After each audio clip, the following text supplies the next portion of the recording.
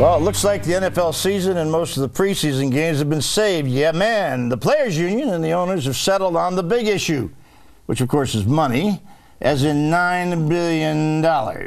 Looks like players whose average paydays make $1.5 million each year, and their billionaire owners will split revenue 47% for the players and 53% for owners. Now, with the average ticket price of $76 a game, can you believe that? Not including hot dogs that barely pass salmonella tests, and beer as flat as Greg's college girlfriend's chest. Wait a second. Fans are not bringing out their crying towels for either side. I've sided with the players in this thing. With all due respect, I'm with them in this dogfight, and I say that with respect to Michael Vick. Okay. Do you get that? Apologize to my first girlfriend. Who, Michael Vick? No, Cora. Oh, Cora. I'm sorry. Cora, I'm sorry. I'm this sorry. one was your college. She was a double A. Girlfriend. Yeah. Listen, and it's somewhat serious note here. One of the things that bothers me, about to get this thing resolved, and one of the things they still haven't resolved, are the former players who have played in the 80s and some as much as the 90s, whose retirement packages are a measly $100, $125 a month.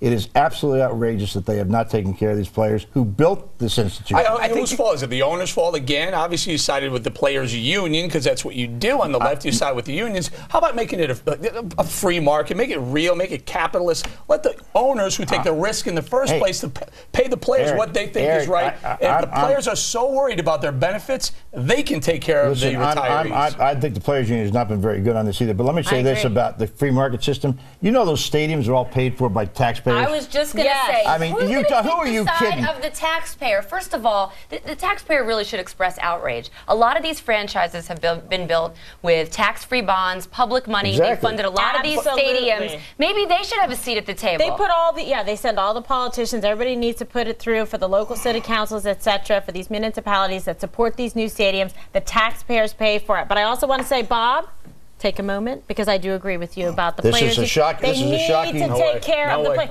Eric, I'm telling you, some of these guys, they've devoted their lives to the game. They've been crippled on the field, one concussion after the next, traumatic brain injury. They can't even walk them down the stairs. Why do you think I'm the way I am? Can I just point out that, yes, the taxpayers do pony up the money to build a stadium, but not because they like the football team or the baseball team. They do it because it brings business to the area. A lot of bars, a lot of restaurants, a lot of vendors make a lot of money. It brings economic activity. Can I jump in? You've always asked me about why I'm a liberal. I played football for 15 years and got my head around so many times. That explains a lot. Eric, why don't you ask the guys in Cincinnati if they're having some fun? They just spent a bunch of money on a stadium and they took a huge loss. I know our taxpayer money is going to fund the history of S&M we've established. We've also going to fund protecting Casey Anthony, and now we're building stadiums. I agree with that. I disagree with you on the S&M stuff, but why are we leaving you out of this? Come on, say something. Well, because you're avoiding the real victims in all of this. If there is a strike, the real victims, of course, are our nation's strippers and lap dancers. Because if players are on strike, who's going to make it rain in the strip clubs? It's the NFL players who show up with their handguns and their furry outfits. Look, I sympathize with the old players. I sympathize with them deeply, but I don't sympathize with the modern player who makes $2 million a year and spends it on cheesy Florida mansions, tacky art, fluorescent Lamborghinis, and get themselves shot in nightclubs. Why do you think it is that they all wear those furry outfits? Have you ever thought about that? I don't know. Maybe it's comfortable. And you forgot the gold-plated but you know what? Cristal. Players don't know how to spend their money. Well, look, they just don't. Not wisely, and then they run out. The owners are greedy, the players are greedy. I can agree with But that. they should be allowed to spend their money on whatever they want to spend it on. Why can't this happen to a sport? You just like saying billion and million. And millionaires and billionaires. Kimberly, why can't this the happen? Taxpayers pay for the stadiums, but they pay the tax break for the owners in his private jet to fly to the game. There you go. You want to blame, I guess you're blaming the owners on the $15 hot dog or the $20 beer, but the reality is it's the players. They're demanding 43% of the profits. What other business in the world do the employees demand a percent of the profits in America? None I know. Jerry Jones has a lot to do with the prices they charge at the stadium. Jerry Jones, who, by the way, thinks he's the second coming of Vince Lombardi, who doesn't know a thing about football and is a lousy owner. This guy sets prices in the stadium. You know how much you have to pay for Dallas Cowboy paraphernalia? That's why you're mad. Well, because I can't stand the Dallas Cowboys. I wouldn't pay a penny for them, but they get a lot of money. They'll charge what the market will bear. Unfortunately, when you have a union with that much control over the business, it's not natural. It brings the price of everything up. Let the owners pay what the market will bear and build their own stadiums. The union could do a better job of it, definitely. But I don't, I agree with Greg. Like the players these days, obviously they're making huge contracts, okay? But I'm talking about the players that built this game, okay? That we watch football every Sunday, become this American tradition. I don't think it's fair to leave them behind when they have legitimate let's talk to the players' concerns. union. I agree. Not the owners. Let's also remember that the average football player's life expectancy is about 5 years. We keep talking about all these big numbers.